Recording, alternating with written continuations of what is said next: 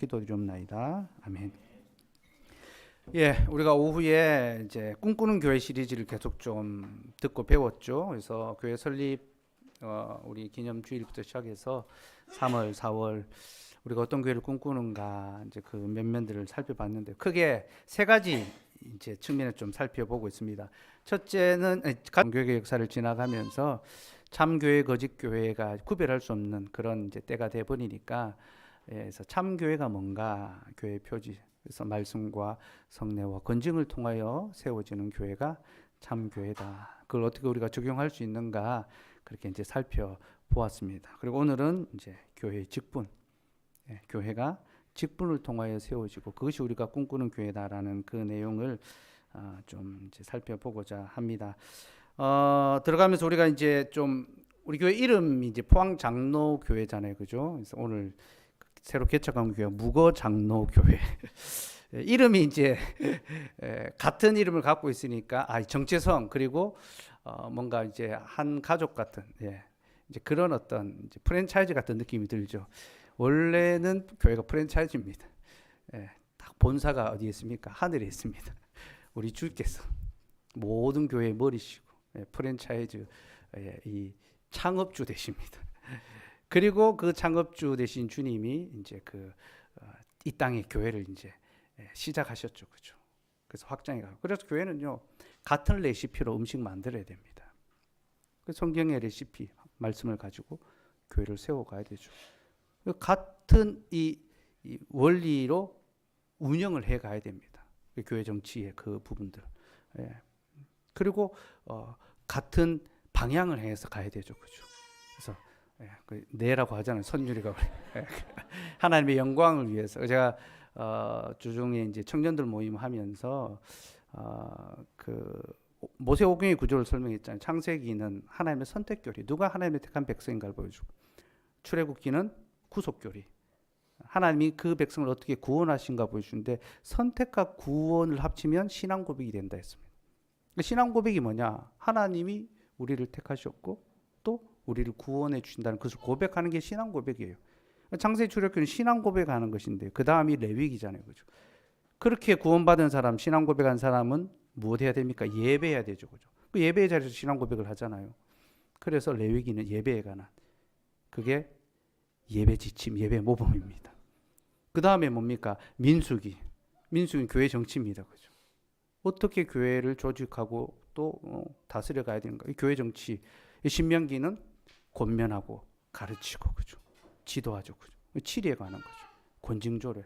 그래서 우리 헌법이 이런 원리 속에 성경 속에서 나왔다고 그렇게 제가 말씀을 드렸습니다. 그래서 딱 헌법이요.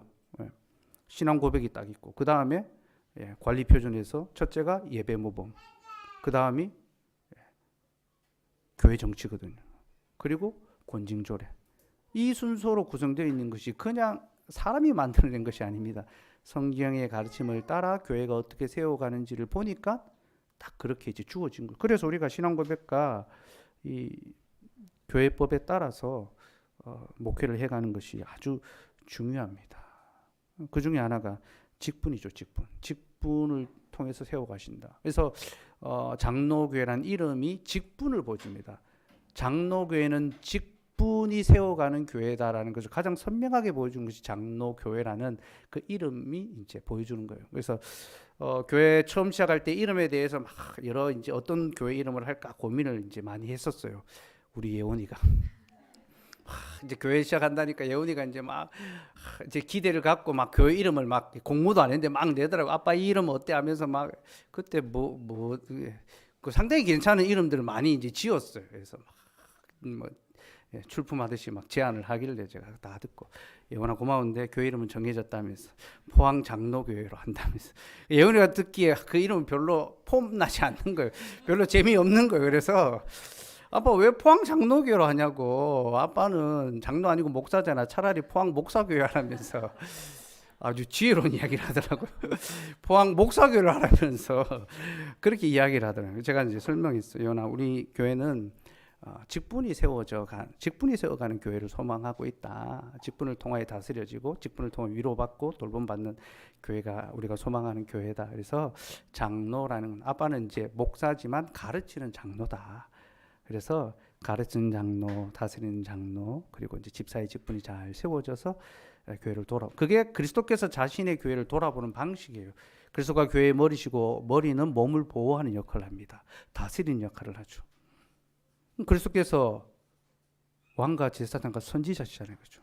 그 직분, 세 가지 직분을 통하여 자신의 교회를 돌아보고 다스리고 보호하시는데 그게 바로 목사, 장로, 집사의 직분을 통하여 실현되는 거죠. 그래서 포항 장로 교회는 이제 직분이 세워져 가는 교회를 소망하면서 이름을 정했다. 이제 그렇게 이름을 이제 정했어요. 그러니까 이게 우리의 이제 정체성인 거죠, 그죠?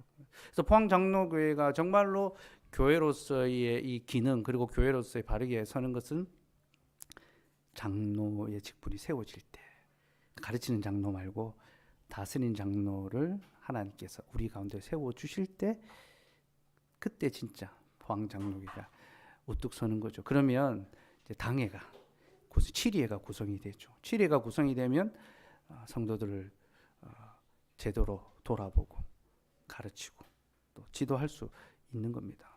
그래서 우리가 그걸 소망하며 그걸 꿈꾸며 이제 지어져 가는 그런 또 교회를 소망해야 됩니다. 근데 이 이름이 주는 무게감이 있어요. 포항 장로교회라는 우리가 그런 방향을 정했기 때문에 그런 바른 원리 또 바른 직분 속에서 또 그렇게 직분을 수행하는 교회가 되도록 소망하고 세워져 가야 되잖아요. 그러니까 이 과정이 참 힘들고 어려운 과정을 겪어야 되는 거예요. 그러니까 이름이 주는 무게감이 이름대로 살려면은 그 이름이 주는 그 무거움이 있잖아요, 그렇죠? 예. 그래서 직분을 바르게 수행한다는 것은 참 힘들고 지친 일입니다. 장로가 되면요, 성도들을 돌아보고 신방해야 되는데요. 신방은 굉장히 힘든 사이거든요. 말씀에 대한 지혜가 있어야 되고 성도들을 돌아보고 사랑함이 있어야 되고. 그러니까 이제 장로로 세움 받았을 때 자기의 일을 돌아보지 않냐고 신방의 직무를 감당하고 교회를 자기의 일보다 더 사랑하고 돌아본다는 것이 쉬운 일이 아니잖아요, 그죠? 그러니까 이런 과정들을 해가는 것이 참 힘들고 어려운 집사의 직무도 마찬가지죠. 그러니까 직분이 영광스러운 것이지만 그 직분이 주는 무게감이 있습니다. 네, 그래서 왕관을 쓰려는 자는 왕관의 무게를 견뎌야 되는 것처럼 하나님의 교회가 세워지는 데 있어서 직분이 주는 그 무거움을 감당해야 되죠. 그때 영광을 얻을 수 있게 되는 거죠. 하나님께서 영광은 그 무게를 견디는 자, 그 직분의 책임을 다하는 자에게 영광을 주시는 거고. 그래서 히브리어에서 무게와 영광은 같은 단어로 쓰이잖아요, 그죠? 하나님께서 먼저 우리의 구원을 위하여 무거운 짐을 담당하시고 짊어지심으로 그가 영광 받으신 것처럼 주의 교회를 위하여 이 무거운 짐을 기꺼이 감당하는 자, 또 감당하는 교회가 영광을 얻게 될 것입니다. 그래서 우리 교회 이름이 보여주는 이 정체성, 또 이 방향성을 여러분 꼭 기억하시면 좋겠고요. 직분은 교회를 지키고 세우는 가장 중요한 이 방편이라고 생각합니다. 직분자는 교회를 지키는 자입니다. 오늘 이제 성전 문지기 이야기인데요.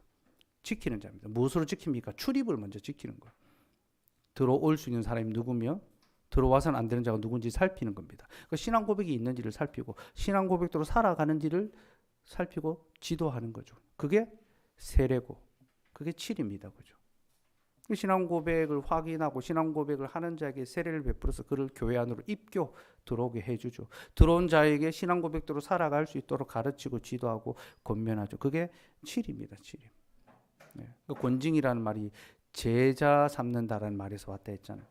권징은 무겁게 그렇게 내쫓기 위해서 있는 것이 아니라 그리스도의 제자를 삼기 위해서 권징과 치리가 있다라는 겁니다. 그래서 직분은 교회를 지키는 그런 도구고 방편입니다.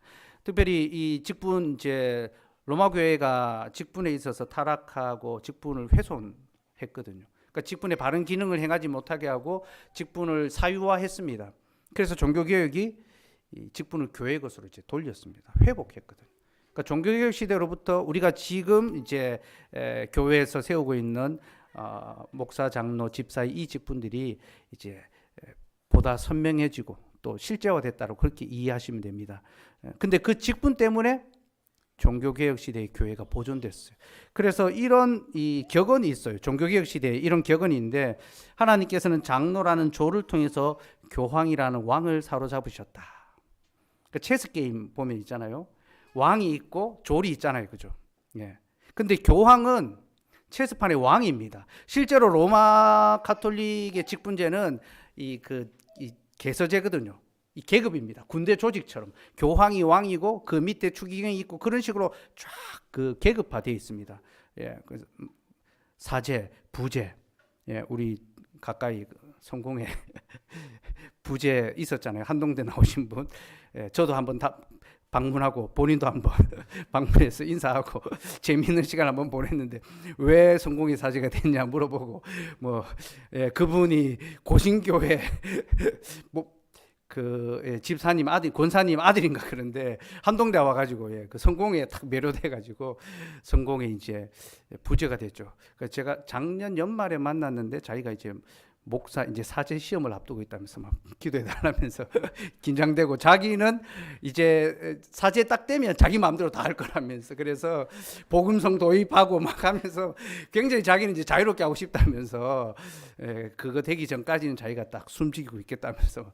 됐는지 안 됐는지 모르겠어요. 이제 지나가다 만났는데, 목사님 밥 한번 먹어요 하고 그 뒤로 이제 계속 안 보고 있는데 시험부터 이제 한번 물어봐야 될 것 같아요. 어쨌든 이 계급제입니다. 계급제 딱. 네. 그러니까 이제 교황이라는 이 자리는 교회의 가장 머리죠, 그죠? 예. 그 왕입니다. 근데 종교개혁 시대에 이제 칼빈도 그렇고 루터는 뭐 이제 사제에서 이제 그 회심한, 예, 인물이지만, 칼빈 같은 경우에는 사제의 길을 걷지 않았거든요. 예, 걷지 않았거든요. 그 말씀의 교사가 된 거예요. 하나님께, 성령께서 자신의 교회의 직분자를 이제 세우신 거죠. 그리고 칼빈으로 말미암아 직분들이 세워졌습니다. 목사, 장로, 집사를 세웠어요. 근데 교황의 입장에서 보면요, 잘 조직화된 군대 입장에서 보면 이거는 그야말로 이 뭡니까, 이 방범대원인 거예요. 방범대원. 예, 그 뭐 밤에 아줌마들 동네 이제 제복 입고 자율 방범대 하면서 걸어 다니지만 사실 아무도 안 무서워하잖아요, 그죠? 예. 그러니까 교황의 입장에서 보면요, 이건 정말 한 동네의 방범대원에 불과한 거예요. 그래서 이제 그 로마 교회가 이 개신교회를 핍박할 때 어떻게 했냐면 목사들을 딱 잡아갔어요. 목사들을 딱 잡아가면 어떻게 됩니까? 교회 직분자가 사라지면, 그러니까 이제 군대는 대장이 사라지면 밑에는 오합지졸이 되잖아요, 그죠? 와야 되잖아요, 그죠? 그래서 목사들을 딱 이제 잡아가는데, 목사들이 잡혀갔는데 장로들이 교회를 지키고 있는 거예요. 교황의 입장에서 보면 이거는 계급에도 없는 거예요. 이건 뭐, 예, 저기 2등병에도 안 되는 훈련병 있잖아요. 번호 막 적혀 있고. 예, 훈련하는, 우리는 이제 그 처음에 이제 뭐 자녀들 또 친구들 군대 가면 막 멋있는 군이라 생각하지만요, 예, 그 군대에서 보면 저 총이나 쏠 줄 알겠나, 전쟁 나면 도망가기 바쁘지 않겠나, 훈련부 번호 이름도 없어요. 몇 번, 그 정도에 불과한 작은 직분이었어요. 그 장로들이 교회를 지켰던 거예요. 성도들을 돌아보고 믿음을 확인하고 집사를 통해서 교회를 돌아보고 구제하고 위로하고, 교회가 보존됐던 거예요. 그래서 종교개혁은 하나님께서 장로라는 조를 통해서 교황이라는 왕을 사로잡았다. 예. 우리는 장로도 없잖아요, 그죠? 예. 졸도 아니네. 예. 예.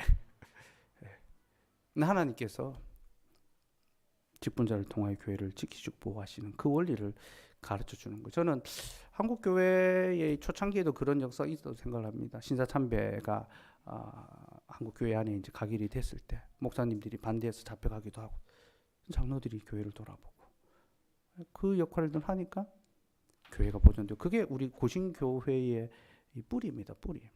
그 말씀 중심, 말씀이 말하지 않는 것은 목숨을 걸고 거부하고, 말씀이 말하는 것은 목숨을 걸고 지켜내는 것이 우리 교단의 정신이에요. 그래서 우리가 지금 교단 또 이 방향성에 대해서 많이 좀 고민해 봐야 됩니다. 말씀대로 우리가 다시 돌아가고 있고, 그 말씀을 지키는 것이 직분적인 교회가 된다라는 것을 여러분들 꼭 기억하셨으면 좋겠어요. 어쨌든 종교개혁 시대에 이제 직분이 이제 실제화되고 또 교회를 이제 건강하게 세워갔는데 이 직분을 바르게 하는 데에 아주 중요한 역할을 했던 인물이 이제 칼빈 선생입니다. 칼빈 선생. 칼빈이 이제 로마 교회 직분을 다시 이제 성경 중심적인 직분으로 회복하고 직분이 실행될 수 있도록 그렇게 이제 만들었거든요. 그래서 직분이 어떻게 교회를 세워가는가 기독교 강요를 중심으로 좀 살펴보려고 합니다.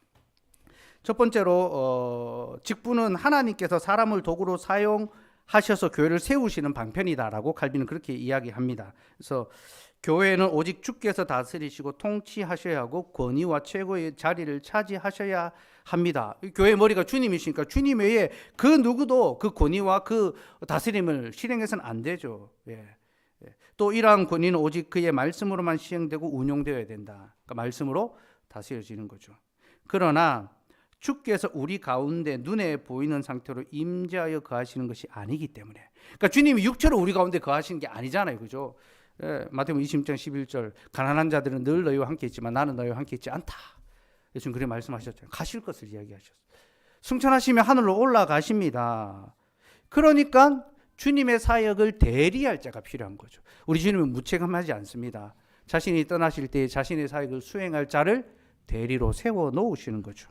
그래서 주님은 사람들을 일종의 대리자로 사용하셔서 그들의 사역을 통해 자신의 뜻을 우리에게 공개적으로 선포하십니다. 그러니까 하나님의 뜻, 하나님의 뜻에 대해서 많은 그리스도인들이 궁금해합니다. 하나님 뜻이 뭘까 해서 하나님 오늘은 짜장면을 먹을까, 짬뽕을 먹을까요? 이제 고민하잖아요. 인생의 수많은 선택 앞에서 미안합니다. 너무 유치한 게 아무도 안 웃어주시네 이제. 인생의 수많은 선택의 기로하는 내가 저 사람하고 결혼을 해야 됩니까? 말아야 됩니까? 내가 이 직장을 가야 됩니까? 말아야 됩니까? 내가 유학을 가야 됩니까? 말아야 됩니까? 수많은 고민을 하면서 하나님 뜻이 뭔가라고 자꾸 이제 그렇게 이제 질문하고 찾고자 하는데요. 하나님 뜻은 마치 우리를 점쟁이처럼 뭘 해라라고 가르치는 것이 아니라 말씀 속에 나와 있고 그 말씀을 예배의 자리에서 목사 입을 통해서 선포해 주십니다. 그러니까 하나님의 교회를 어떻게 세워가 우리가 어떻게 신앙생활을 해야 되는가에 대해서 가르쳐 준 것이 하나님의 뜻이죠. 그 하나님의 뜻을 목사를 통하여 공개적으로 선포하신다라는 거예요. 주님은 아무런 도움이나 도구를 사용하지 않고 그 일을 행하실 수 있습니다. 우리 주님은 전능하신 분이니까. 주님은 우리를 살게 하실 때 밥을 안 먹고 살게 하실 수도 있습니다. 그렇죠? 그러나 주님은 음식을 통해서 우리의 생명을 보존시켜 주시기로 작정하셨습니다. 왜 그렇습니까? 우리가 음식을 먹어야 몸이 사는 것처럼 우리의 영혼이 영의 음식을 먹어야지만 사는 것을 가르쳐 주시기 위해서. 그래서 모든 육체적이고 물질적이고 현세적인 것은요, 영적인 것을 바라보게 하는 하나의 그림입니다. 우리 일상 속에서 일어나는 걸 보면서 영적인 하나님의 그 인도하심이 이런 거구나를 깨달아야 되는 거죠. 그게 우리가 말씀의 바른 관점을 이제 갖게 되는 거거든요. 그러니까 하나님께서는 사람을 수단으로 사용하셔서 그 일을 수행하도록 작정하셨습니다. 하나님의 뜻이기 때문에 우리는 이것을 받아들여야 됩니다. 그러면 하나님이 그냥 이유 없이 아무 연구 없이 그렇게 하실 이유가 없겠죠. 그죠? 뜻이 있습니다. 그 뜻이 뭐냐? 첫째는 주님이 사람을 자기의 사자로 삼으시고 그의 입을 통해 말씀을 선포하심으로 우리가 그의 성전이라 불리는 것이 결코 빈말이 아님을 입증하셨다라고 합니다. 무슨 뜻입니까? 저는 육체를 가진 사람입니다. 저는 내려가면 아무것도 아닌 여러분과 똑같은 형제고 때로는 여러분보다 못한 것도 가지고 있습니다. 그런데 하나님께서 저 같은 이 육체에 불과한 저를 자신의 사자로 거룩한 말씀을 전하는 사자로 세우셨습니다. 성령의 사자로 세우셨죠. 저를 성령의 사자로 세우신 것처럼 우리 모두를 성령의 전으로 부르셨다는 것을 입증하시는 거예요. 그러니까 사람 직분자를 통하여 주께서 우리에게 가르치시고 돌아보시는구나 라는 것을 우리가 받아들일 때 우리같이 약하고 못나고 비참한 죄인들을 주께서 거룩한 성전으로 부르셨구나 확신할 수 있는 거예요. 내가 거룩한 하나님의 자녀이구나 라는 것을 깨닫게 되는 거죠. 사람을 자신의 사자로 부르신 것처럼 우리를 향한 거룩한 성전이라는 말씀 역시 참말입니다. 둘째는 그것이 겸손을 실천하고 훈련하기에 가장 유용한 방법이기 때문입니다. 주님은 우리와 똑같은 사람, 때때로 더 비천한 사람. 이 칼빈이 이렇게 딱 썼더라고요. 약간 기분이 나쁠 뻔했는데 사실이어서 이제 받아들이기로 했습니다. 똑같은 사람, 때로는 더 비천한 사람들을 통해서 주의 말씀을 전하십니다. 제가 잘나서 많이 배워서 이 자리에 서는 것이 아닙니다. 저는 여러분과 똑같고 때로는 더 비천함을 많이 갖고 있습니다. 제 약함과 저의 죄악들을 저는 늘 마주하며 살아갑니다. 그래서 그걸 볼 때마다 저는 이 자리에 설 수 없다는 생각이 너무 많이 듭니다. 하지만 그런 저를 통하여 영광스러운 주의 말씀을 전하게 하시고 이것을 통하여 우리 모두가 하나님의 말씀에 순종하는 법을 배우게 하십니다. 연약한 자를 통하여 선포하시는 그 말씀에 순종할 때에 우리가 비로소 하나님의 말씀에 순종한다는 것을 하나님이 확인하시는 거예요. 그러니까 뭐 기적이 일어나고 역사가 일어나는 그 사람의 말을 믿는다면요, 그는 그 사람의 행위와 그 능력에 굴복해서 받아들인 거잖아요, 그죠? 근데 아무 그럴 것이 없는 인간적으로 똑같은 저를 통하여 선포되는 말씀, 하나님의 말씀을 받아들이면 이것은 오직 전능하신 하나님의 말씀에 순종한 것이란 것을 드러내는 거죠. 무슨 말인지 이해하시겠죠, 그렇죠?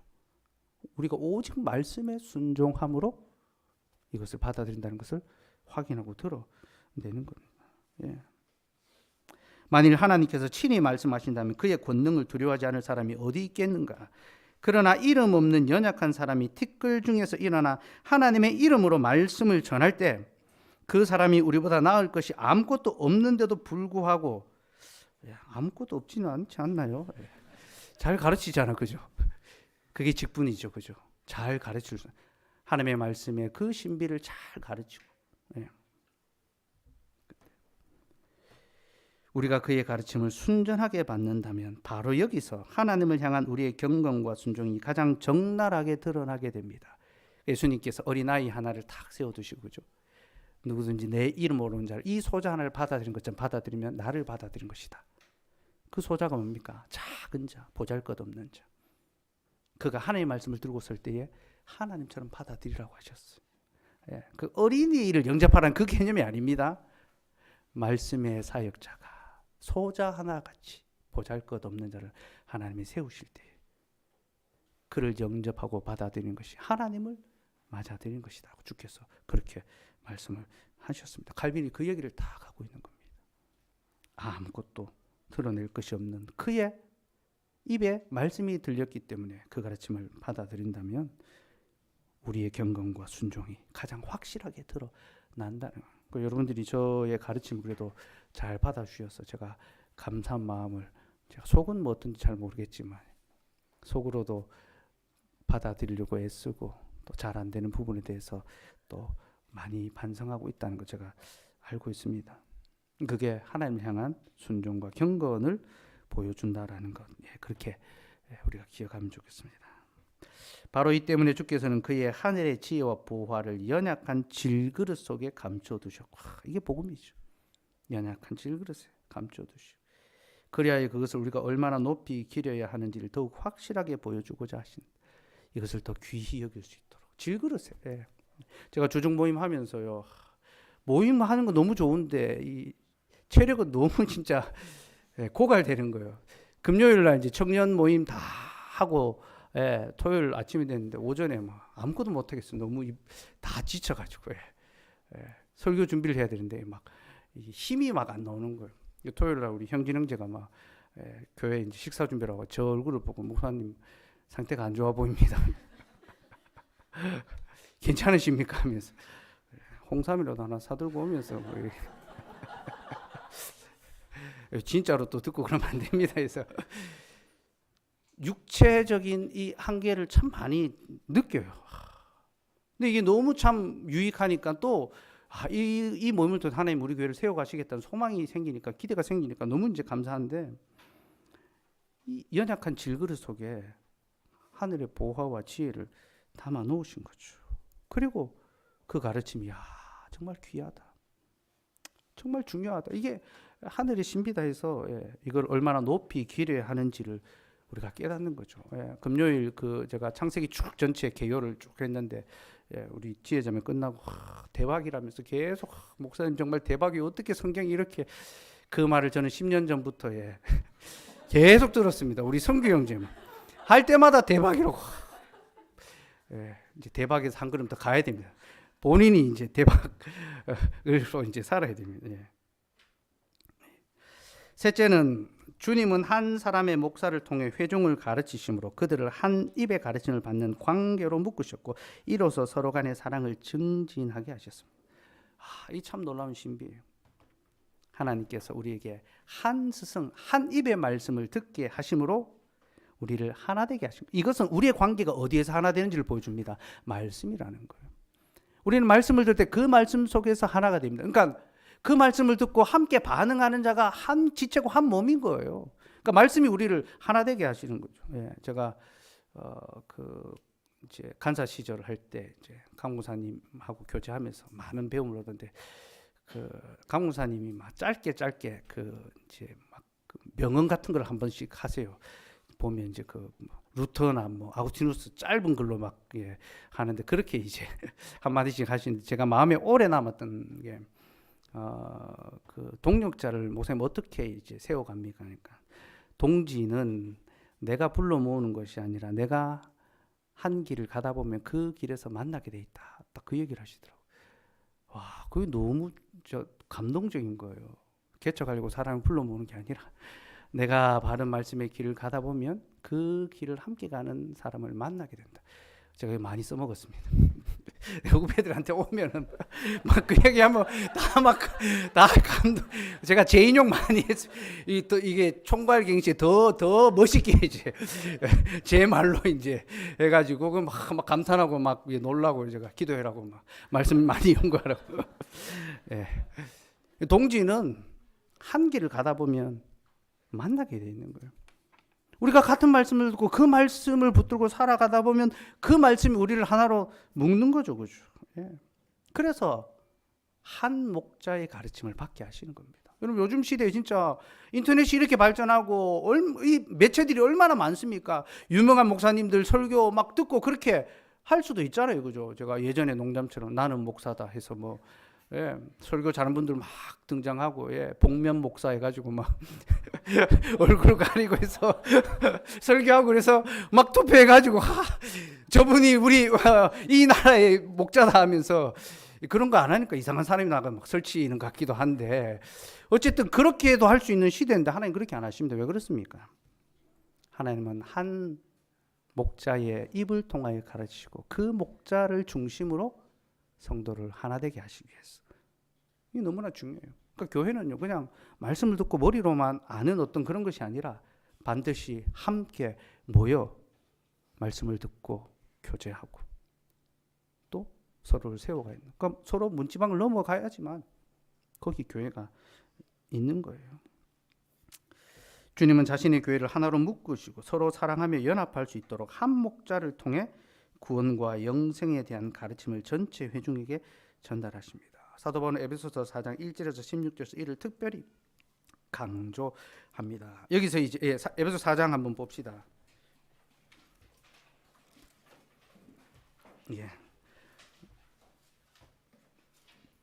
4장 1절에서 6절까지는 이제 성령 안에서 하나 되라. 너희가 하나님에서 하나 돼야 된다라는 이야기를 합니다. 그리고 7절부터는 무엇이 하나 되게 하는가? 하나 되게 하는 방편을 이제 소개를 해 줍니다. 3절 한번 2절 3절 한번 읽어 봅시다. 시작. 모든 겸손과 온유로 하고 오래 참음으로 사랑 가운데서 서로 용납하고 평안에 매는 줄로 하나 되게 하는 것을 힘써 지키라 하죠. 몸도 하나고 성령도 한 분이시다. 근데 성령이 하나 되게 하시는 그 방편이 뭔가? 그 도구가 뭔가? 그게 7절부터 나오는데 그게 직분입니다. 직분. 7절부터 12절까지 7절부터 12절까지 읽읍시다. 시작. 우리 각 사람에게 그리스도의 선물의 분량대로 은혜를 주셨나니 그러므로 이르시기를 그가 위로 올라가실 때 사로잡혔던 자들을 사람들에게 선물을 주셨다 하였도다. 올라가셨다 하신 땅 아래 낮은 곳으로 내리셨던 것이 아니면 무엇이냐? 내리셨던 그가 곧 모든 하늘 위에 오르신 자니 이는 만물을 충만하게 하려 하심이라. 그가 어떤 사람은 사도로, 어떤 사람은 선지자로, 어떤 사람은 복음 전하는 자로, 어떤 사람은 목사와 교사로 삼으셨으니 이는 성도를 온전하게 하여 봉사의 일을 하게 하며 그리스도의 몸을 세우려 하심이라. 그 성도를 하나 되게 하는 것은 직분이라는 겁니다. 이 직분은 그리스도께서 선물로 주신 것이다. 그리스도께서 올라가실 때 우리에게 선물로 직분을 주셨다는 거예요. 올라가신 거 뭡니까? 승천이죠. 주님이 승천하시면서 이 땅에 교회가 세워집니다. 오순절 성령을 선물로 주셨죠, 그죠? 그 선물로 말미암아 교회가 세워지고 직분이 세워졌습니다. 그 성령의 선물은요, 직분으로 이해할 수도 있습니다. 그리스도께서 승천하시면서 자신의 교회에 직분자를 주셨습니다. 제가 여러분 하늘로 돈 택배입니다, 택배.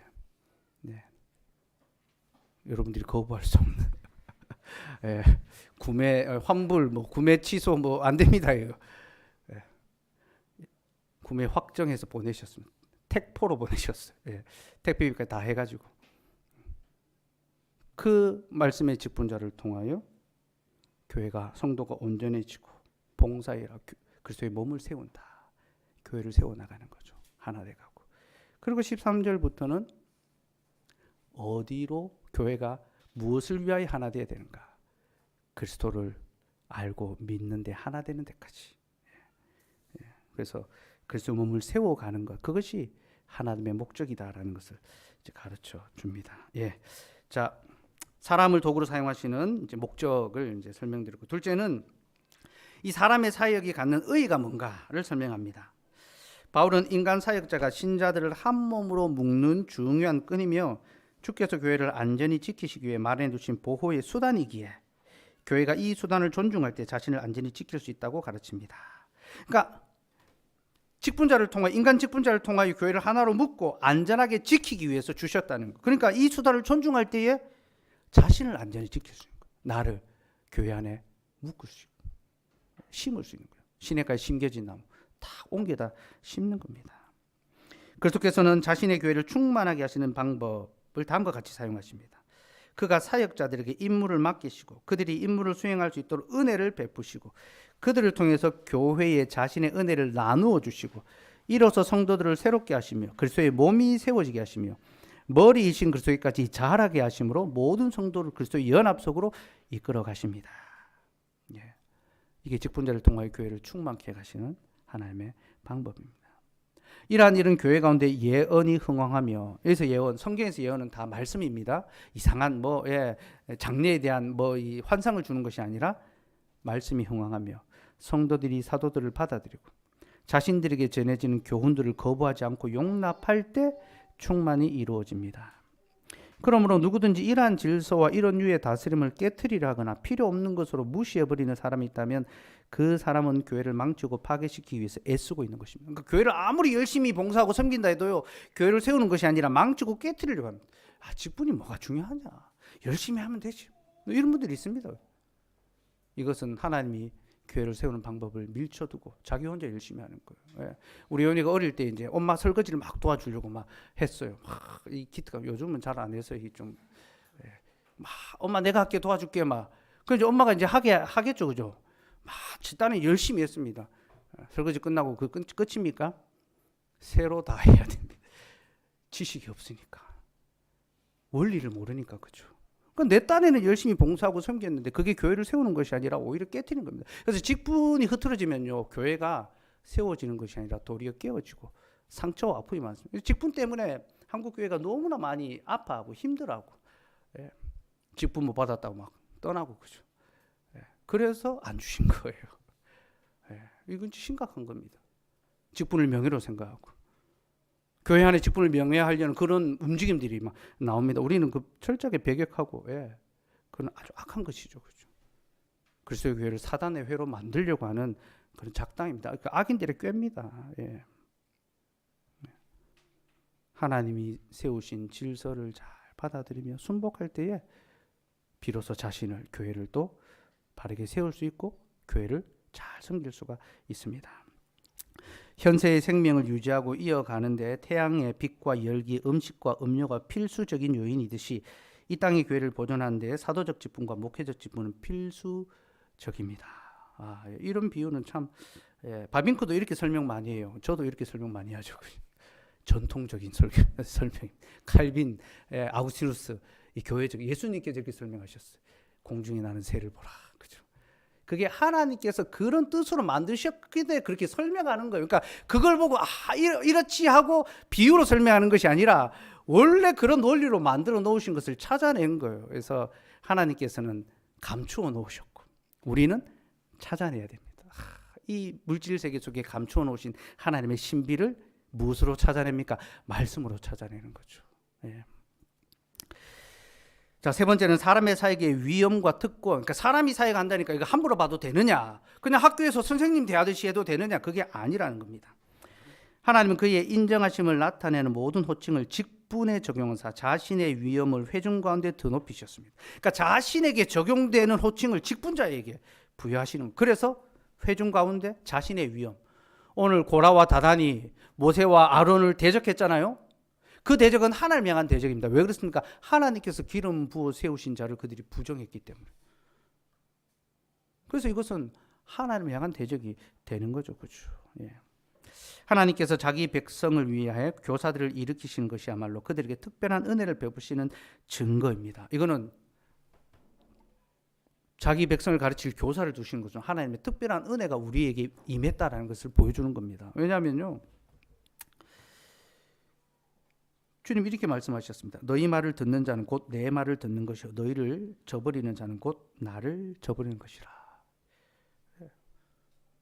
그 사역자의 말이 곧 주님의 말씀을 듣는 것이요. 그러니까 그 교사를 두시는 것이 하나님께서 우리를 떠나지 않고 내가 너희와 항상 함께 할 것이다. 세상 끝날까지. 어떻게 함께 하십니까? 직분을 통하여 함께 해주시는 거죠. 그죠? 그러니까 은혜가 지금도 지속되고 있다는 것을 확인해 주는 겁니다. 교회 사역자의 직분을 가장 찬란하게 높임을 받게 하셨습니다. 바울 사도는 고린도 후서에서 복음의 사역보다 교회에 더 뛰어나고 영광스러운 것이 없으니 이는 그것이야말로 영의 직분이요 의와 영생의 직분이다라고 주장합니다. 복음의 사역보다 교회에 더 뛰어나고 영광스러운 직분은 없습니다. 뭐 방언하는 이런 거 아닙니다, 여러분. 헷갈리면 안 됩니다. 이러한 구절의 의미는 분명합니다. 사역자를 통해 교회를 다스리고 지키는 방식은 주께서 영원토록 세우신 방식이므로 성도 가운데서 존중을 받지 않고 멸시를 받아 소멸되는 일이 있어서는 안 된다는 겁니다. 주께서는 천사들이 아니라 사도들을 통해 자신의 계시를 드러내심으로 사람의 사역에 대한 자신의 권위를 입증하셨습니다. 천사를 통하여 계시를 주시지 않았습니다. 이제 성령 강림 전까지는 천사를 통하여 하셨죠. 그래서 마리아에게 수태고지도 천사가 했습니다. 그죠? 근데 오순절 성령 강림 후에 사도들이 사역할 때는 이제는 천사들이 아니라 사도들을 통해 이야기했고 그 사도들의 복음은요 천사들도 알기를 원했던 그 신비입니다. 하나님의 아들을 통하여 완성되는 그 하나님의 구원 역사 그 모든 것을 우리에게 가르쳐 주시는 거죠. 그러니까 천사의 말을 하는 자보다 이 하나님의 말씀을 전하는 목사가 더 영광스러운 자입니다. 이상한 데 가서 이런 글을 넣겠지만 이상한 데 가서 머리 숙이고 안수 받고 그러면 안 돼요. 옛날에 많이 그래서 저도 그렇게 안수 받고 저희 어머니가 데려가지고 안수 받게 하고 그러면서 대학 이제 그 결정할 때 고3 때 신학교를 가야 되는지 일반 학교를 가야 되는지 막 기도 받았어요. 그 기도해 주신 분이 신학교 가지 말라고 장로하면 된다고. 그래서 신학교 안 갔었어요. 근데 지금 가르치는 장로가 됐어요. 그 말이 되게 오래 남아 있더라고요. 제가 대학 생활하면서 주변에서 다 너는 신학 해야 된다. 너는 교회 이제 교사가 되면 좋겠다. 목사가 되면 좋겠다. 다 하는데 제 속에는 막 이상하게 찝찝하게 그게 막 남아 있는 거예요. 그러니까 그런 말 한마디가 얼마나 참 우리를 힘들게 하는지 미혹하게 하는지 몰라요. 그 허탄한 신화입니다. 망령된 그런 말들이죠. 벗어버리고 던져버려야 되고 천사의 말을 하나님께서 목사 입을 통하여 하고 계신다는 걸 아셔야 됩니다. 이렇게 하나님께서 사람을 통하여 자신의 말씀을 전가하시니 감히 그 사역을 무시하거나 쓸데없는 것으로 여겨서는 안 됩니다. 그래서 제가 어떤 목사님한테 들었는데 좀 시골 교회 목회를 하셨는데요. 장로님들, 권사님들이 막 목사가 아무 일도 안 한 줄 알아요. 설교 준비는 그냥 딱 토요일에 잠깐 하면 되는 줄 알아요. 그 주중에 농사 제일 바쁜데 와서 농사일 안 돕고 뭐 와서 우리랑 이야기 안 해주고 막 노인정 안 오고 막 이런 거 가지고 막 이제 어필을 막 하셨대요. 그래서 그 얘기 듣고 시골 교회 안 간 게 다행인가 싶기도 하고, 물론 성도들의 삶에 이제 찾아가야죠. 근데 말씀 준비하고 연구하는 일에 전심을 다해야 되죠. 설교가 그냥 떨어진 게 아니잖아요. 그죠? 설교를 그렇게 생각하면요, 토요일에 잠깐 묵상하면, 설교할 때 생각하면요, 그에 합당한 말씀을 듣게 됩니다. 그런 말씀을 듣고 그 천박한 어떤 말씀 속에서 신앙생활을 비참하게 하게 되는 거죠. 목회자가 중요하구나, 목사의 사역이 정말 중요하구나 생각하시고 귀히 여기시고, 안식월도 여러분들 이제 보내시고, 이제 반응이 안 좋네요. 그래서 그렇다고요. 그래서 귀히 여기고, 정말 마음으로 존중할 수 있어야 되고요. 직분을 무시하면요, 교회가 무너집니다. 제가 예전에 사역했던 교회 개척을 해서 100명, 150명 모였습니다. 근데 그 중에 전도 열심히 하는, 또 주일학교 교사 열심히 하는 분들이 막 중심이 돼가지고 막 교회가 성장했어요. 그 교회가 성장하니까 이분들이 목회자를 쉽게 보는 거예요. 목사님 뭐 하는 것도 없는 것 같은데, 목사님 못 써도 우리가 이 교회를 세웠지. 막 이렇게 목회자의 역할이 약화되고 막 무시되기 시작했어요. 근데 질서가 없어진 거 어떻게 합니까? 그 안에 당이 생기고, 그걸 지도할 수가 없게 되죠. 교회가 다 갈갈이 다 찢겨졌습니다. 그때 열심히 했던 분들이 신앙생활 열심히 하는지 알 수도 없어요. 어디로 갔는지도 모르겠어요.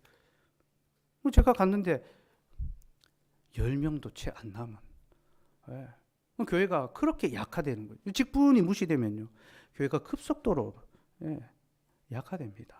그리고 교회가 성장하는 것도 직분적 사역이 잘 실행되는 그런 측면에서 성장해 갈 수 있어야 되죠. 점진적으로 성장해 갈 수 있어야 되죠. 그러니까 몇천 명씩 교회가 막 갑자기 성장한다, 직분이 실행될 수가 없는 구조입니다. 반석 위에 세운 교회라고 할 수가 없겠죠. 그래서 뭐 코로나 이런 또 시험이 오고 하면 다 이제 무너져 내리게 되는 거죠. 네 번째는 이제 에베소 4장을 통해서 교회 직분을 좀 구체적으로 이제 칼빈이 설명을 합니다. 아까 우리가 읽었던 이제 그 대목인데요. 그리스도께서 제정하신 바 교회를 다스리는 자들은 첫째 사도, 둘째 선지자, 셋째 복음 전환자, 넷째 목사, 마지막으로 교사가 있다. 아까 우리가 읽었던 내용입니다. 4장 11절이죠. 근데 칼빈이 이걸 딱 이제 구별을 합니다. 특별한 시기에 있었던 직분, 그리고 모든 시대에 있는 직분으로 구별을 합니다. 이들 가운데 마지막 두 가지만이 교회에 항상 있는 일상적 직분이며, 앞에 세 직분은 주께서 특별한 시대에만 사용하신 직분입니다. 사도, 선지자, 복음 전환자는 특별한 시대에만 사용된 직분이라는 거예요. 사도는 가서 만민에게 복음을 전파하라라는 사명을 받았습니다. 그래서 온 땅의 영혼을 맡은 자들입니다. 그들은 한 도시에 머무르지 않고 복음을 멀리 그리고 널리 전함으로 온 땅에서 그리스도의 나라를 일으켰습니다. 요즘 이제 사회 가신 분들 중에 또 선교하시면은 한 지역 한 교회로 부름받지 않고 막 돌아다니면서 순회하면서 사역한다. 물론 그런 이제 사역도 필요하겠지만 직분은 그게 아닙니다. 한 교회로, 그건 사도의 사역이죠. 한 교회로 운을 받아서 그 교회를, 그러니까 선교를 간다 하더라도 그 지역의 교회를 세우기 위해 평생을 수고하고 노력해야 되는 거예요. 그래야 교회 하나가 세워집니다. 그렇지 않으면요, 30년 40년 선교하고 은퇴하는데 남는 것은요, 이야기할 거리, 과거의 기억밖에 없고 교회는 없는 그런 현실을 마주하게 됩니다. 그들은 널리 전함으로 온 땅에서 그리스도의 나라를 일으켰습니다. 그들은 교회를 처음 세운 자들이며 온 세상에 그 기초를 놓은 자들입니다. 교회의 기초를 놓았죠. 그래서 교회의 창립 직원이라고 그렇게 이제 부를 수 있습니다. 선지자는 계시를 해석하는 자들이 아니라 전달하는 자들로서 오늘날에는 존재하지 않습니다. 그러니까 초대교회는 실제로 선지자들 통하여 계시를 증거하고 전하셨습니다. 왜냐하면 아직 계시가 완성되지 않았기 때문에. 계시가 완성되지 않은 때는 하나님께서 사도와 선지자들을 통하여 말씀을 증거하셨습니다. 그러나 계시가 완성된 다음에는 이제 더 이상 사도와 선지자들이 아니라 기록된 말씀을 통해서만 역사하십니다. 선지자들 역시 오늘날에는 존재하지 않습니다.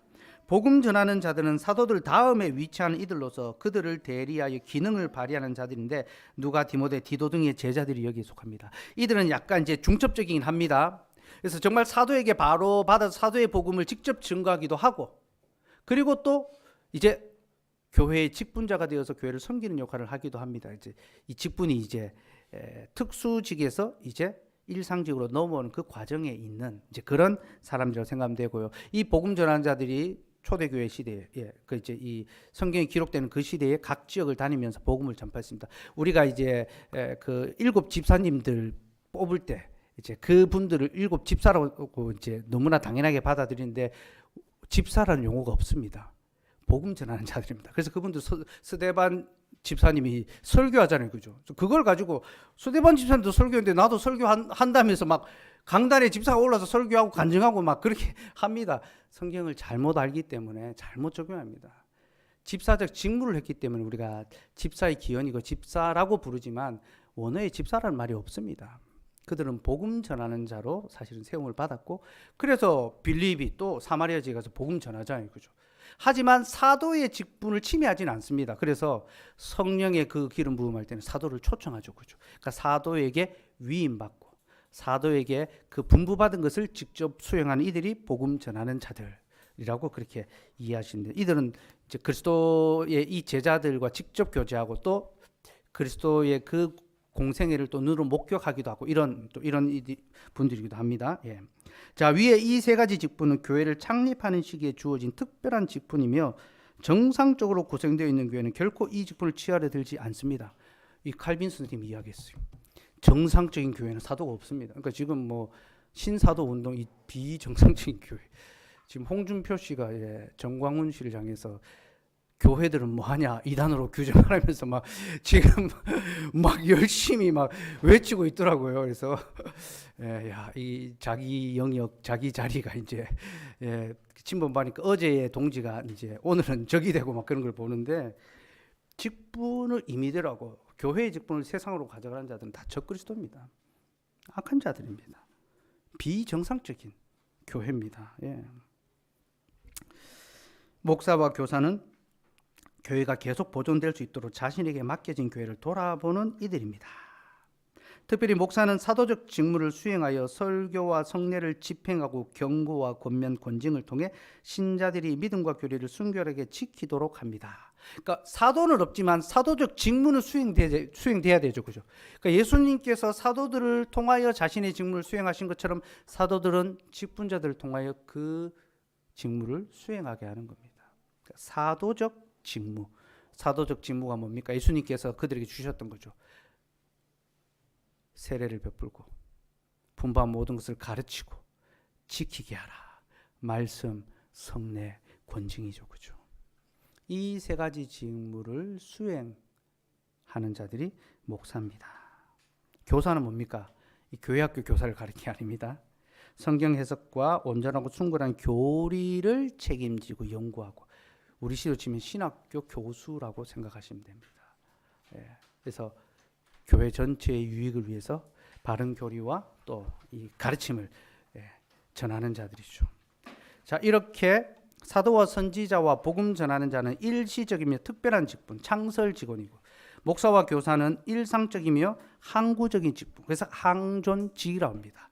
이 항존직은 개인이 갖는 것이 아니라 교회가 갖는 것입니다. 교회가 있는 한 항상 목사, 장로, 집사의 섬김이 있어야 한다. 직분이 있어야 된다. 이걸 이야기하는데 우리는 항존직을 개인이 가지고 옵니다. 그래서 목사 한 번 장로는 영원한 장로지 하면서 다 이제 장로. 은퇴가 없습니다. 다 장로입니다. 사실 장로 되는 순간부터 직무는 은퇴합니다. 그죠? 장로 되면 그때부터 이제 이사회에 들어가가지고 주주총회하고 그죠? 재정 결제하고 직무는 사라지고 직명만 남는 거죠, 그죠? 이 잘못된 거죠, 그죠?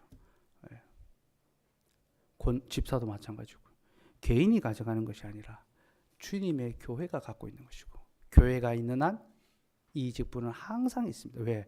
주께서 세상 끝날까지 항상 교회와 함께 하시기 때문에. 그래서 제가 예전에도 말씀드렸습니다. 제가 이제 은퇴하면 성도로서 포항장독의 성도로서 살아갈 것이고 그리고 제가 죽으면 무덤의 묘비명이 성도보다 더 영광스러운 이름이 없잖아요. 성도의 박창원 해서 그렇게 세우고 싶다.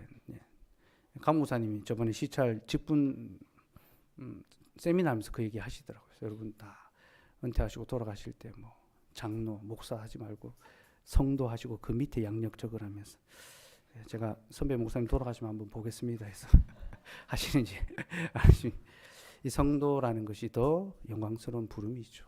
예. 그 성도라고 부름받는 것이 여러분 로마교회에 있으면 절대로 못합니다. 로마교회는 성당이죠, 그죠? 집당자, 집이 저기 아직도 성전이고 집이 거룩합니다. 성도 이야기 들으려면요 공로를 많이 쌓아야 됩니다. 세인트, 성 누구누구.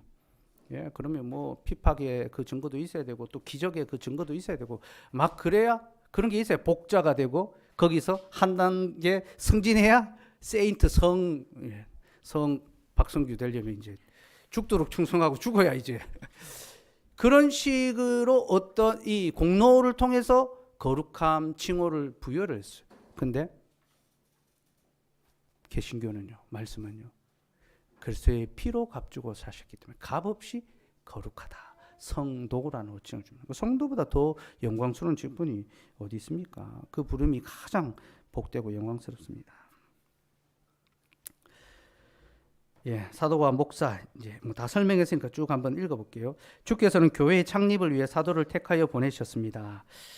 예, 마태복음 28장 19절 우리가 잘 아는 뭐 대위인 명령에서 선교 때, 뭐 전도할 때 이거 다 외치고 가는데 그거 아닙니다.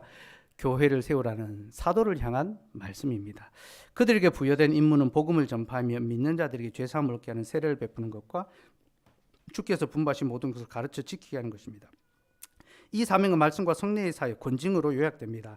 그리고 사도들은 자신들의 사역이 계속 시행될 수 있도록 목사를 세웠으며 이로써 주님의 교회가 계속 보존되게 했습니다. 사도들은 자신들의 사역과 권위를 목사들에게 위임했습니다. 따라서 사도와 같이 목사의 직무에도 복음을 선포하며 성례를 시행하는 두 가지 사역이 중요합니다.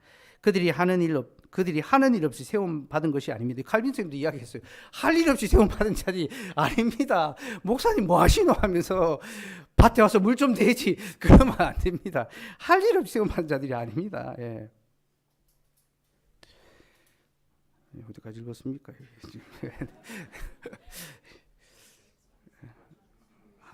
예? 지금 제가 체력이 지금 고갈이 돼가지고 예. 그리스도의 가르침으로 사람들을 교훈하여 참된 경건으로 향하게 하며 성례를 시행하며 올바른 질서를 유지하고 권징을 시행하기 위해 세움을 받았습니다. 주님은 교회의 파수꾼으로 지명받은 자들, 문직이죠, 모두에게 이렇게 권하십니다. 곧 그들의 소홀함으로 아무라도 무지로 말미암아 멸망하게 되면 그 사람의 피를 그들에게서 찾을 것이라고 말이다. 야, 이게 두려운 말이에요. 그러니까 직분자의 권위를 높이셨죠. 그러니까 너희가 함부로 할 수 없다. 그 허물과 연약함이 있어도 너희가 함부로 이제 달라들면 안 된다. 딱 저한테 이제 보호막을 딱 치셨어요. 근데 뭡니까? 이게 엄청난 이제 두려움이 거기 있는 거예요. 그들은 교회의 파수꾼으로 지명을 받았기 때문에 하나님이 지명하셨습니다. 택하셨습니다. 그래서 그들의 소홀함으로 아무라도 무지로 말미암아 멸망하게, 여러분들이 무지로 말미암아 멸망하게 되면 그게 내 책임입니다. 하나님 나중에 저한테 막 물으신다는 거예요. 네가 똑바로 못 가르쳐가지고 신앙생활 똑바로 못 해가지고 저한테 책임을 물으신다. 와, 이게 두려운 거예요. 제가 예전에 강목사님하고 그 목사 직분 공부할 때 강목사님이 이런 이야기 하시더라고요. 목사의 무지는 죄와 방불하다. 목사가 무지한 것은요, 성도들에게 죄를 짓게 하는 것이 이게 목사의 죄다라고. 와, 이 가슴이 철렁하더라고요.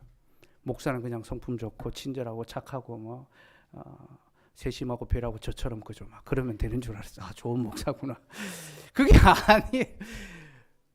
잘 가르쳐야 되고 지식이 있어야 되고 그것으로 때로는 엄히 또 책망할 수 있어야 되고 그게 목사의 직무고, 목사의 역할. 그렇게 안 하면 하나님이 책임을 물으신다. 제가 우명 교수님하고 자주 연락하고, 우리 아내가 둘이 사랑하냐면서 막, 사랑합니다. 정말 사랑하면서 자기가 뭐 깨달은 거 있으면 저한테 전화해가지고 이야기하고, 제가 또 설교 보내주면 놀랍다면서 막 서로 칭찬하면서 서로 자존감을 높여주면서, 야, 고신의 신학자는 당신이라 하고, 그럼 이제 무슨 소리 하냐, 고신의 진짜 목사다 하면서 막 서로 이제 격려해 주는데요. 그런 친구 필요합니다, 여러분. 그래서 근데 우 교수님이 이제 저희 교회에 그때 이제 설교하고 강의하고 돌아가서 본인이 너무 좋아가지고 마음이 이제 자기도 목회를 하고 싶다면서 막 저한테 진지하게 개척하면 안 되냐 막 묻더라고요. 그래서 내가 무슨 소리 하냐면서 그 일은 내가 할 테니까 당신이 신학교에서 열심히 목사들을 양성을 하니까 목사들을 양성하는 것도 의미가 있는데 주님의 교회를 세우는 것보다 더 영광스러운 일 없는 것 같다. 그럼 자기가 천국 하나님 앞에 섰을 때에 저한테 우 교수 너 뭐 하다 왔느냐?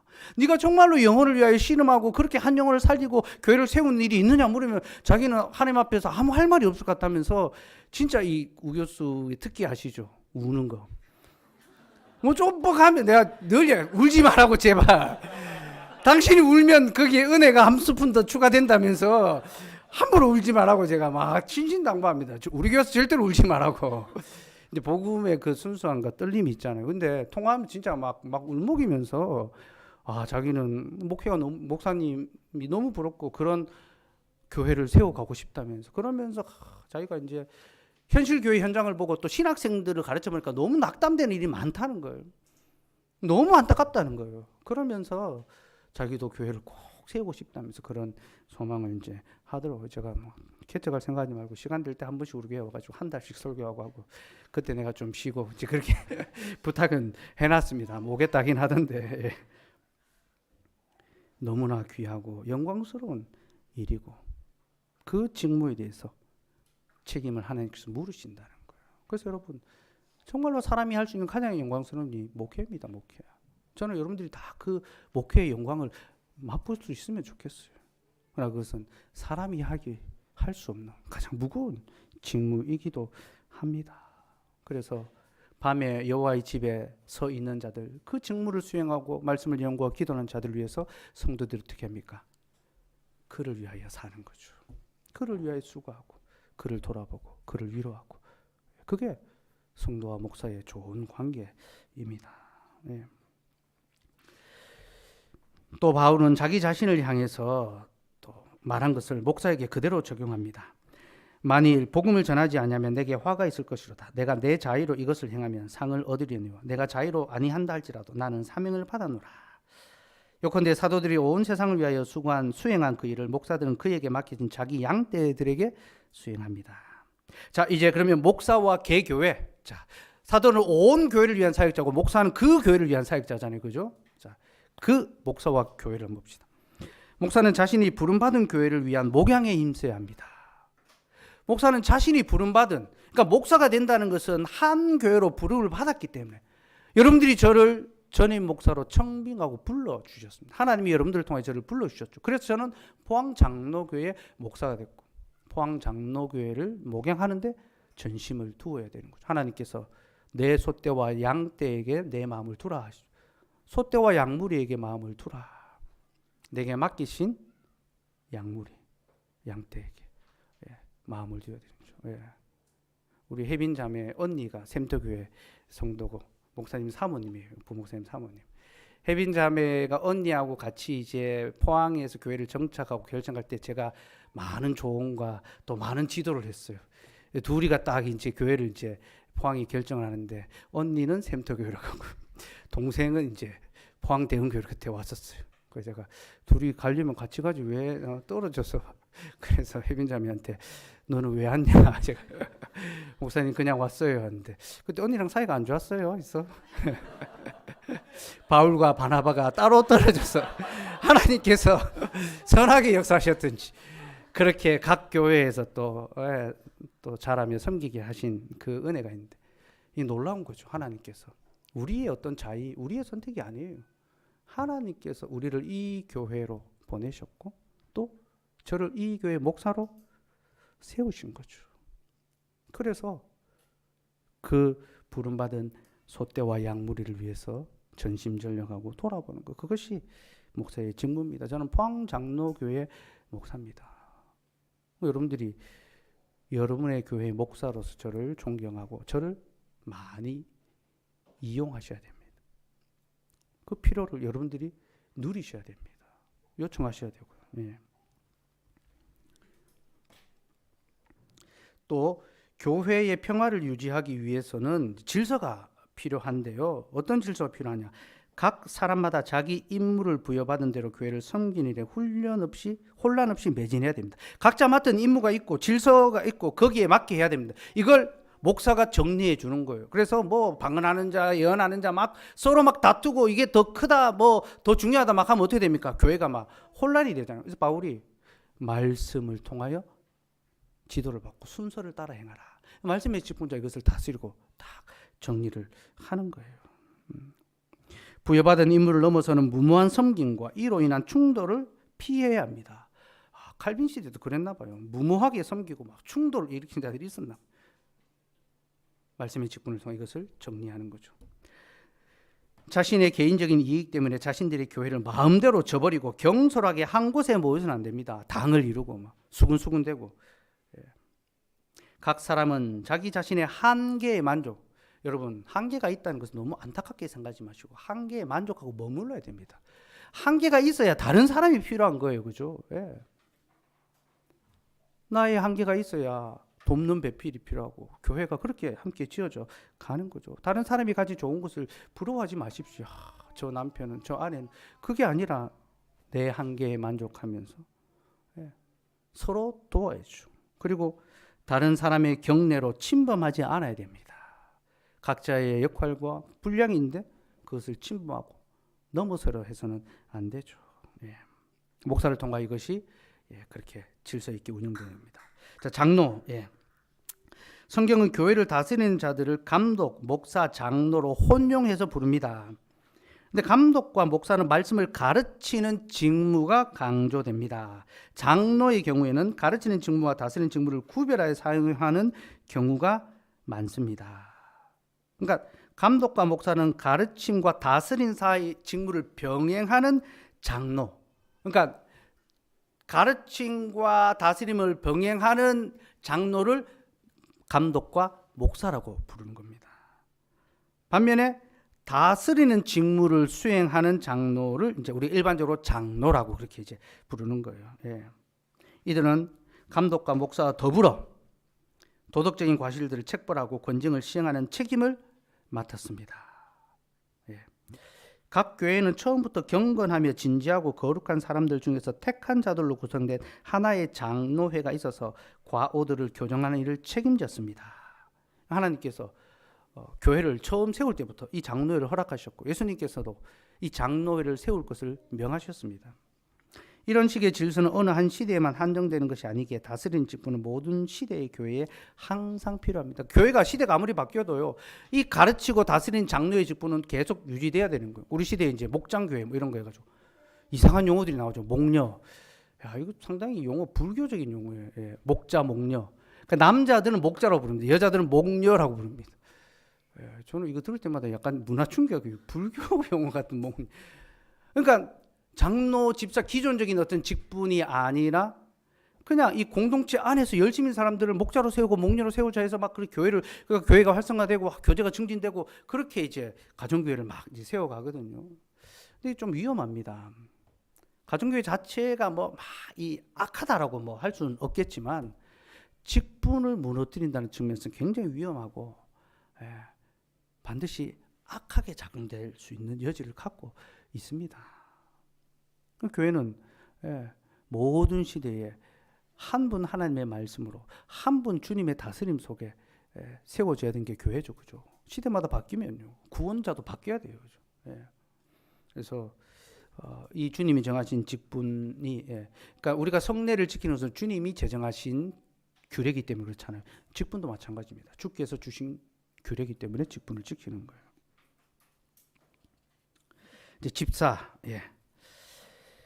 집사는 가난한 자들을 돌보는 일을 담당하는 자들입니다.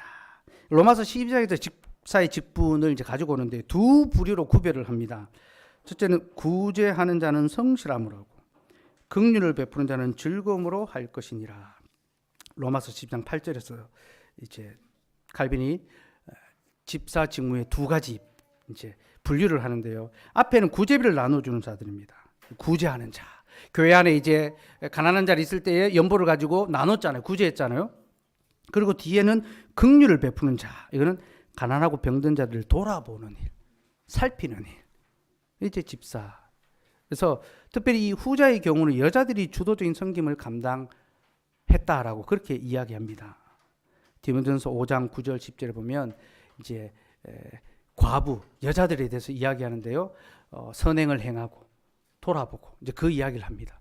그러니까 가난한 자를 돌아보고 선행을 행하는 그 사역은 여자들이 주로 이제 감당했다 그렇게 이야기합니다. 교회는 가난한 자들에게 구제비를 나누어주고 병들고 어려운 일들의 형편을 잘 돌아보므로 자비와 긍휼의 사역을 베풀었으며 이 일에는 여자들도 중요한 몫을 감당했습니다. 특별히 우리는 사도의 교회에도 집사가 있었다는 것을 기억하고 이를 모범으로 삼아 집사의 직분을 계속 잘 유지해 갈 필요가 있습니다. 집사는 교회 한 2년 다니면 다는 게 집사 아닙니다.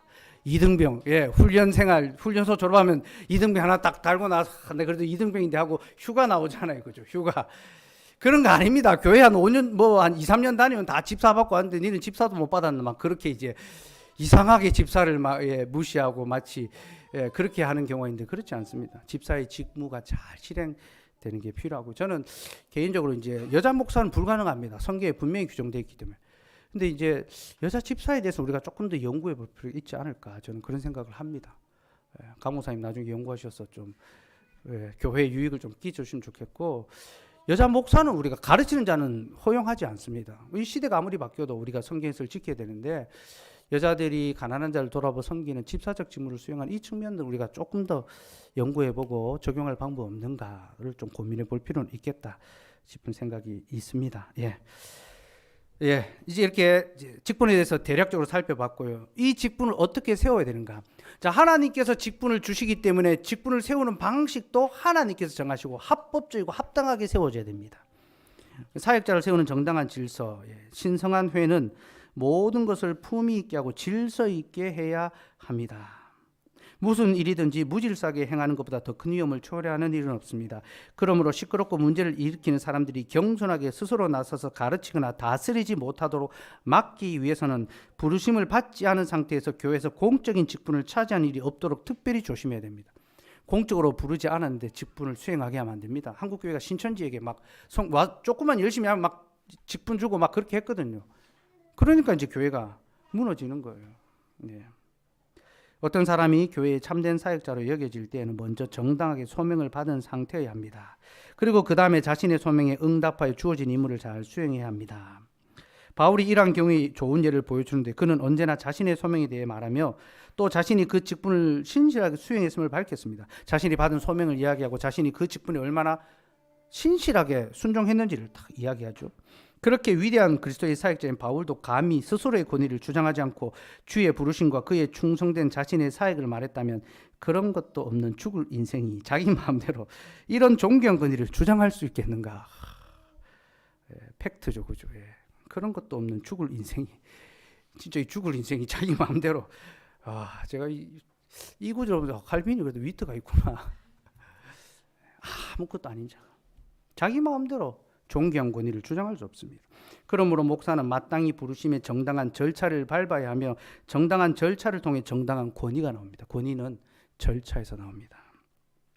목사는 그럼 어떻게 세우는가? 내적인 부르심과 외적인 부르심이 있습니다. 사역자의 내적인 부르심은 하나님께서 은밀히 개개인에게 주시는 것은 교회가 증인이 될 수 없다. 그러니까 그 안에 부르심의 소명이 있는 것은 교회가 이걸 단정할 수 없다라는 겁니다. 그러나 개인의 야망이나 탐욕, 기타 이기적인 정욕에 의해서가 아니라 하나님을 향한 진지한 경외와 교회를 세우고자 하는 열심에 의해 직분의 부름이 이루어졌음을 그의 선한 양심이 증거해 줄 것이다. 그러니까 그 선한 양심이 이것을 스스로 증거하게 된다는 거예요. 그 안에 소명이 있다는 것을 나타내 보이게 된다는 거죠. 이러한 전제 위에, 내적 부르심의 전제 위에 개인은 교회 앞에서 정당한 절차를 거쳐 부르심을 받습니다. 또 회중은 그가 사역을 감당하기에 합당하고 적절한 경건과 학식 그리고 선한 목사의 자질을 겸비하고 있는지를 살펴야 합니다. 그러니까 내적 부르심을 통하여 사역자 개인을 불러주시고, 외적 부르심, 교회의 공적인 판단과 부르심을 통하여 인정해 주시는 겁니다. 인정. 이 사람이 목사로서의 자질이 있는가? 그 경건이 있는가? 학식이 있는가? 주께서는 자신의 사역자로 택한 자에게 그 직분을 수행하는 데 필요한 능력을 공급하셔서 그들이 아무런 준비도 없이 빈손으로 그 직분을 감당하도록 하지 않으십니다.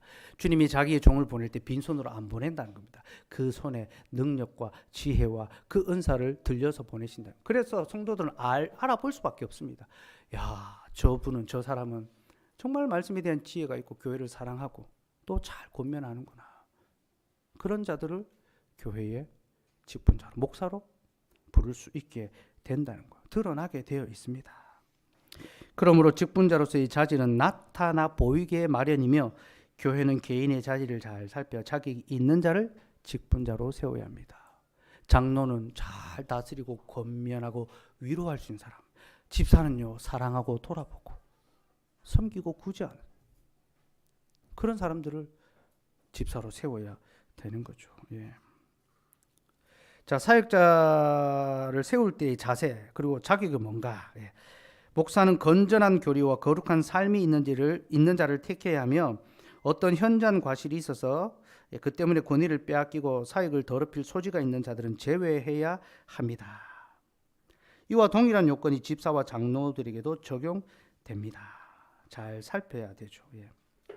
한편 교회는 직분자를 택함에 있어 반드시 신앙적인 두려움을 가져야 합니다. 누가는 신자들이 장로들을 세울 때에 금식과 기도로 임했다고 전합니다. 그들은 자신들이 가장 중요한 일을 하고 있다는 것을 깨달았으므로 최고의 두려움과 신중을 기하지 않고는 감히 그 어떤 일도 시도하려 하지를 않았습니다. 직분자를 세우는 것은 너무나 중요한 것인데 두려움 가운데 기도로, 금식으로 이 일이 아니고서는 할 수 없다는 것을 고백하는 거죠. 그리고 그들은 특히 기도를 통해 하나님께로부터 성령의 지혜와 분별을 구했습니다. 자, 그래서 이제 직분자를 세우는데요. 하나님이 택하시고 회중이 선출하고 교회가 세웁니다. 이게 직분자를 세우는 원리입니다. 직분은 하나님께서 친히 세워 교회에 선물로 주신 겁니다. 아까 살펴봤죠? 직분자는 선물입니다. 바울은 자신의 직분이 사람들에게서 난 것도 아니요 사람으로 말미암은 것도 아니요 오직 예수 그리스도와 그를 죽은 자 가운데 살리신 하나님 아버지로 말미암아 되었다고 말합니다. 이는 사도직에 관한 고백이지만 이 원리는 사도의 표지를 가진 사도의 교훈과 전통을 가진 모든 경건한 말씀 사역자들에게도 적용됩니다. 왜냐하면 하나님께로 말미암아 부름을 받지 않고서는 그 어느 누구도 이 사역을 정당하게 수행할 수가 없기 때문입니다. 그러므로 직분은 사람이 아니라 하나님께서 친히 택하십니다. 직분은 하나님 택하십니다. 그러나 하나님의 이 일을 교회의 지명을 통해 시행하십니다. 하나님이 자기 교회를 돌아보실 때 스스로 하실 수 있지만 인간 직분자를 통하여 하시는 것처럼 직분자를 자기가 직접 세울 수 있지만 교회를 통하여 성도를 통하여 세우신다는 겁니다. 하나님 이를 통해 자신의 권위와 교회의 질서를 확립하십니다. 우리는 이러한 원리 역시도 사도 바울에 의해서 발견합니다. 사도행전 13장에서 성령은 바나바와 사울을 따로 세우라고 명하셨습니다. 그들은 이방을 위한 사도로 하나님의 부름을 받았습니다. 그런데 하나님은 교회로 하여금 그들에게 안수하게 한 후에 파송되게 하셨습니다. 성령이 친히 택하셨는데 왜 교회의 세움을 통하여 보냄을 받습니까? 이는 직분이 하나님께로 말미암고 그 택하심이 교회의 지명을 통하여 확인된다는 것을 보여주기 위해서입니다. 그리고 직분에 대한 이 원리는 모든 시대 교회에 적용되게 하셨습니다. 칼빈이 이제 이 설명을 다 하고 있는 거예요. 그러면 하나님의 이 택하심을 우리가 무엇을 통하여 확인하느냐? 그게 투표입니다. 교회는 하나님의 택하심을 투표를 통해 확인됩니다. 여러분 교회의 이 직분자 선거는요 민주주의 아닙니다. 하나님의 택하심을 확인하는 자 절차로서 투표를 우리가 받아들이는 겁니다. 그래서 다득점자가 당선되는 게 아니에요. 국회의원은 한 표라도 많으면 되잖아요. 3분의 2입니다. 교회의 인정과 존경을 받는 자. 그들이 하나님의 택한 자들이라는 것을 우리가 3분의 2라는 원리를 통하여 받아들이는 겁니다. 인정하는 거죠. 그러니까 민주주의 아닙니다. 절대로. 그러니까 선거운동하면 됩니까? 안 됩니까? 큰일 나는 거죠. 모든 것을 하나님의 뜻하신 가운데 행할 수 있도록 우리는 하나님의 택하심을 기다리고 받아야 되죠. 그래서 결정되는 그 모든 것이 하나님의 뜻이 되는 거예요. 제가 가끔씩 교제하는 이제 개혁주의 신앙을 추구하는 교회에 이제 직분자 투표가 있었는데요. 그 교회도 이제 처음 투표를 했는데요. 모든 것이 하나님의 뜻대로 되었다는 걸 다 가르치고 또 그 해당자들이 그걸 다 받아들였는데 투표를 했는데 한 명은 되고 한 명은 안 됐대요. 근데 안 된 분에게 성도들이 뭐라고 말을 하기가 참 어려움을 느꼈다면서 이거 잘 됐다 할 수도 없고 안 됐다 할 수도 없고 되게 민망했었다면서 그렇게 이야기를 하더라고요.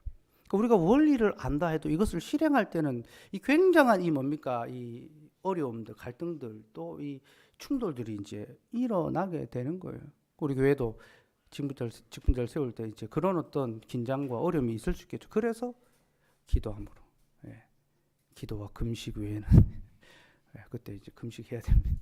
함께 기도하면서 하나님의 택하심을 우리가 확인하고 주께서 그 택할 자를 택하신다는 것을 믿어야 되고 그렇게 받아들여야 되는 거죠. 예.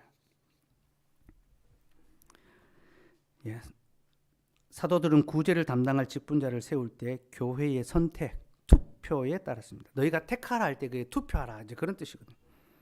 그리고 이것을 하나님의 택하심으로 인정했습니다. 그럼 사도들은요 예수님의 권위를 가졌잖아요. 사도들이 직접 해도 됩니다, 그죠? 내가 사도인데, 내가 세웠는데, 근데 사도들이 그렇게 안 했어요. 너희가 택하라. 그러니까 사도들도 교회의 머리는 주님이신 것을 고백한 거예요. 근데 로마 교회는요 교황이 택합니다. 추기경 만들고, 예. 그리고 그 추기경 그 서품할 때 사제 앞에서 그 마태복음 16장 16절입니까 18절 그걸 찬송을 부릅니다. 이 반석의 교회를 세우셨다면서 그러면서 교황 앞에 충성합니다. 무릎 꿇고 충성 서약을 하고 서품을 받습니다. 교회 머리가 교황이에요. 교황. 임명하는 거예요. 임명. 잘못된 직분입니다. 사도들도 자신들이 임명하지 않았습니다.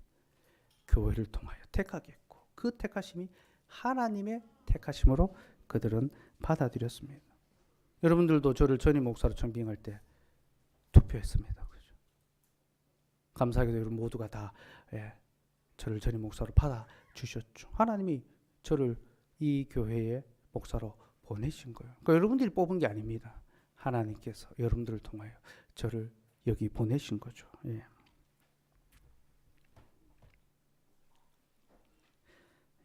그렇게 하나님께서 택하셨고 우리는 이 역사적인 첫 사례 역시 모든 교회에 적용되어야 함을 인정해야 합니다.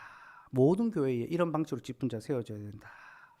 또한 신약 성경은 초대교회로부터 이러한 원리가 충실히 실행되었음을 보여줍니다. 누가는 바울과 바나바에 의해서 교회들이 장로들을 세웠다고 기록하면서 이 일이 투표를 통해 진행되었음을 진술합니다. 사도행전 14장 23절 같이 읽읍시다. 시작.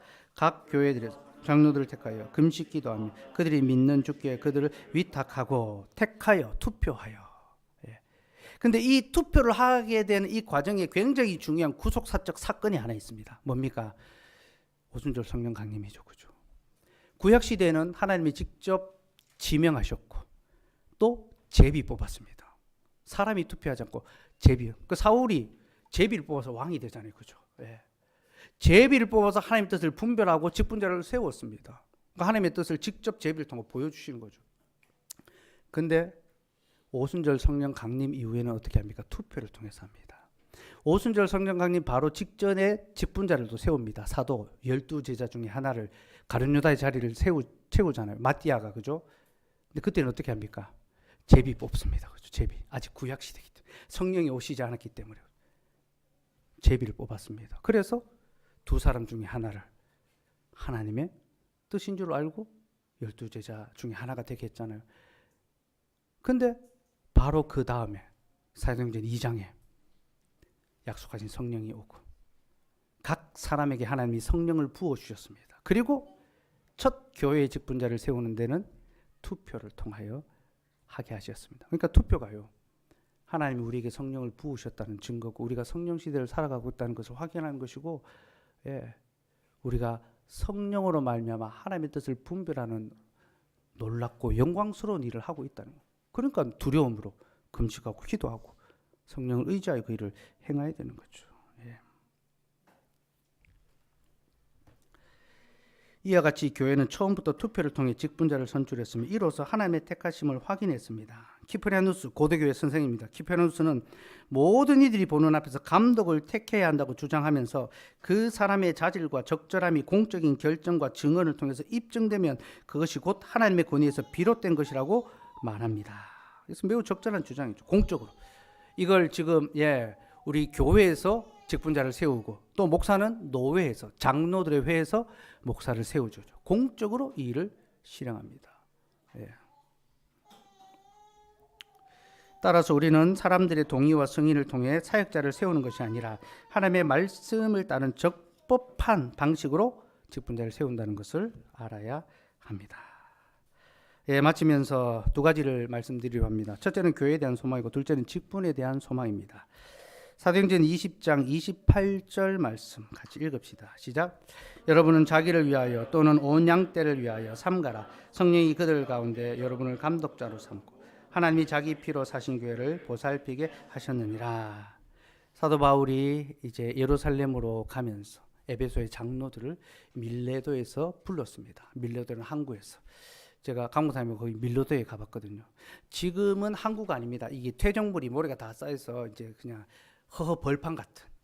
한여름에 갔는데 정말 뜨거워가지고 너무너무 힘들었던 땡볕에 거기서 엽서를 제가 몇 장 사가지고 몇 분 선물을 글을 써서 드렸지 싶은데 받은 사람은 확인해 보시고 그 밀레도에서 이제 에베소의 장로들을 불러서 내가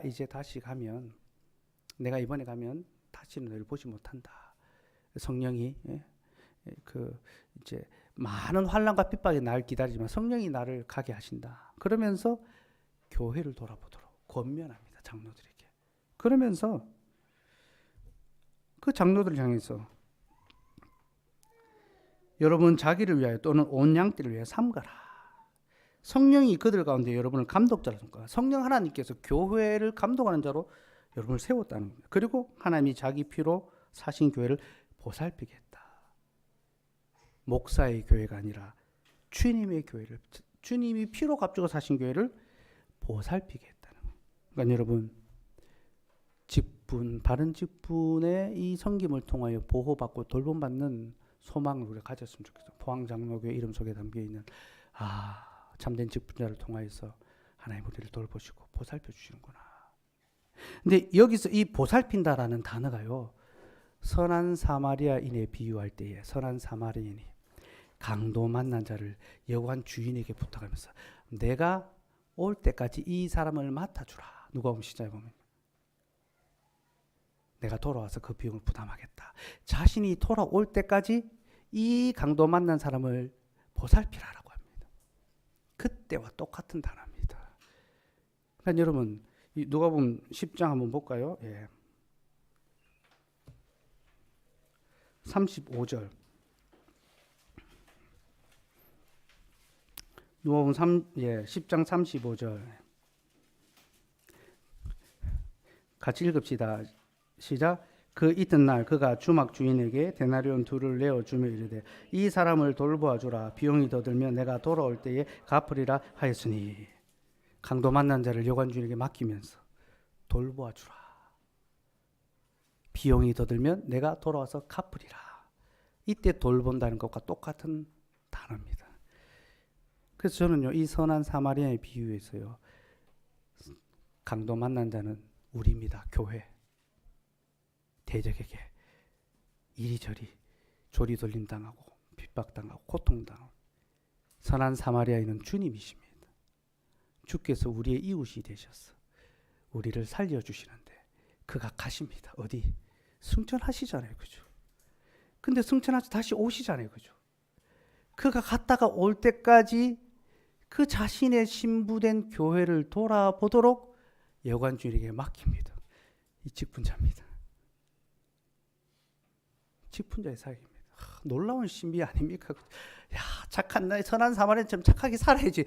그런 걸 말하는 본문이 정말 우리 착하게 살아야죠. 근데 그런 거 아닙니다, 여러분. 야, 이게 진짜 심장을 뛰게 만드는 그런 말씀이죠. 우리가 강도 만난 자 같이 그리스도의 신부로서 정결하고 아름답게 살아야 돼. 이 세상에 죄의 세속에 온갖 오염돼 있습니다. 나 주께서 우리를 살려주시고 우리를 다시 데려오실 때까지 우리를 여관 주님에게 맡겨주시고 돌아보게 하시는 거죠. 이 직분자들이 주님이 자기 피로 값주고 사신 교회를 보살피고 주님 오실 때까지 잘 보살피면 그가 오셔서 갚아주십니다. 칭찬하시고 갚아주시죠. 그래서 우리 교회에 그런 주님의 돌봄과 그 보살피심이 있기를 소망하며 또 그렇게 우리가 함께 기도했으면 좋겠고요. 이런 직분에 대한 소망을 우리가 가져야 됩니다. 주님, 부족한 저를 통하여서 주님의 교회를 섬기는 일을 하시기를 소망합니다. 디모데전서 3장 1절 말씀 같이 읽읍시다. 시작. 미쁘다 이 말이여 곧 사람이 감독의 직분을 얻으려 하면 선한 일을 사모하는 것이라 함이로다. 여러분 선한 일을 사모하시기 바랍니다. 선한 일은 주님의 몸을 세우는 일입니다. 찬송합시다.